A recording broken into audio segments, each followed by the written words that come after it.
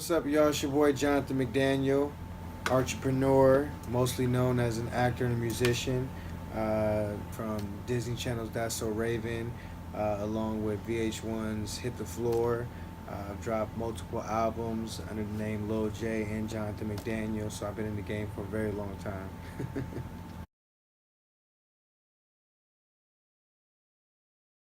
My influences were really great um, influences. I feel like because they were great um, artists and they were great people. Michael Jackson was a huge, um, like a huge icon to me. Tupac Shakur, um, you know, these individuals really touched me in a different way just because not only were they just musically gifted, but they had something about themselves that just made them so different, and they were activists in their own way. They really stood for something no matter what it was. They were always about helping people, and that says a lot about anybody who gains that much success if they really have time to think about other people. So those were big inspirations for me growing up. I really wanted to be like Michael Jackson. I wanted to be, have the type of influence that Tupac had. You know what I mean? It was just it was big for me to have that. Well, that's a funny story. Just to, quickly, I really got frustrated when I first got into the acting industry because I really didn't want to be an actor. I wanted to be a musician. My heart was just always in music, and that was my passion. It's what I had been doing since I was a kid. And even though acting was a part of something I probably had hidden talents in, or I probably was, blessed with, um, it wasn't something I was ready to nurture at the time. And I was just really focused on becoming the best musician and dropping the best music that I possibly could. But it was a blessing in disguise, because what happened was me taking the chance and going for it and actually going against what I thought that I really didn't want at the time. I developed a huge passion for acting, because it's a whole nother world from music. Even though they're both in the same arts and they're both very creative, they're completely different. The process is different. Like right now, we're in the recording studio. We're gonna be here all throughout the night, and you could be doing the same thing with acting, but the process is a lot different when it comes to the preparation, when it comes to the scheduling and what you're doing and how you're doing it. It's a whole different process. So I fell in love with it, and the transition for me at that point, after I fell in love, was not hard. It wasn't hard for me to really make that transition, just because it was a driving force, just like music was. And so once I got that bug, and I learned how to act, and I understood the techniques, and I understood how to basically get on set and still be able to hang with Raven Simone's and Loretta, Michael Clark Duncan, and all these different people. It really showed me that I have something there that I need to pursue. And so once that happens, I start to become very addicted at perfecting that. With anything that I do, I have a very addictive personality when it comes to anything that I do. I start to just get in it, on a whole nother level. So it was a great transition for me. It worked out because I ended up doing a lot more television than I did musically, and they kind of just complemented each other throughout my years in my career. So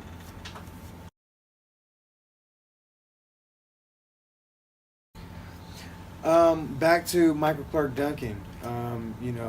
Rest in peace. He's a beautiful soul. This man was on the set with me throughout this whole film. And one time we were doing a really hard scene, and it was a scene that required me to cry and kind of break down emotionally. And he was very patient with me, which is tremendously, um, you know, unselfish of him when you're in a scene with someone like him, and you need the time and you need to be able to take your moments and get there to get that emotion out. And he gave me that space. And one of the things that he told me, when he helped me through the scene, was Sidney Poitier told him at the Oscars or something that it's not about the quantity of your work, but it's about the quality of your work. And he's always kept that throughout his career, and he felt like he should share that with me, and that stuck with me. Sitting there with him while we were just, talking in between the scenes, and he told me that, it stuck with me because I was like, man, that's real. Like, you really have to have integrity in this industry with what you do. And you have to know that it's about the quality of your work. You have to basically give the best quality you can to the people, with all that you have. Because it's not about how many times you could just get over and make $1. It's really about making something that people can appreciate.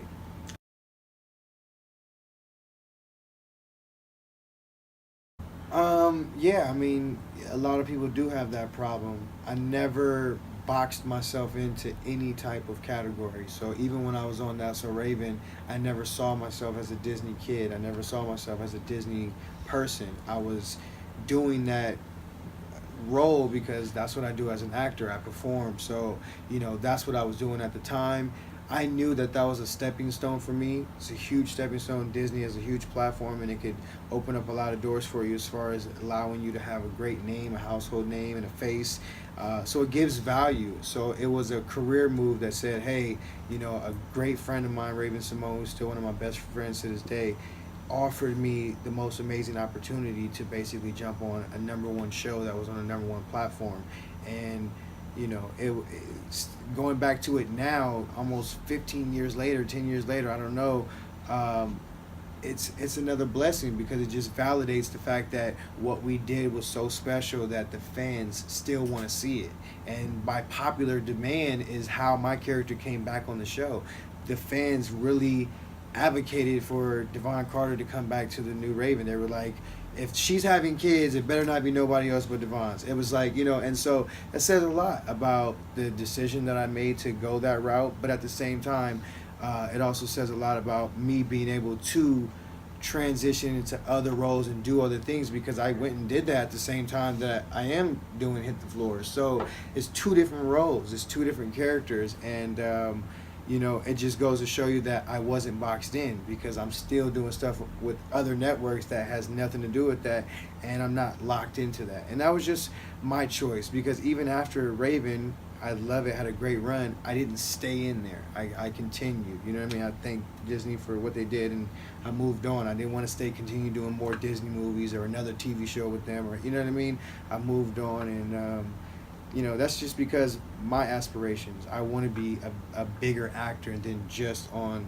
any network. I want to be, what I want to be, and I want to shoot the movies that I want to shoot. I want to get into directing later, so I might not shoot as much, as many films as most people probably thought I would, because of the things that I want to do. I'm in a place right now in my career where I'm in full control over everything that I do, and I've learned so much in a 20-year career that now my focus is really just strictly on being in control of everything that I do, as far as how I make my income, how I set up my projects, who I work with.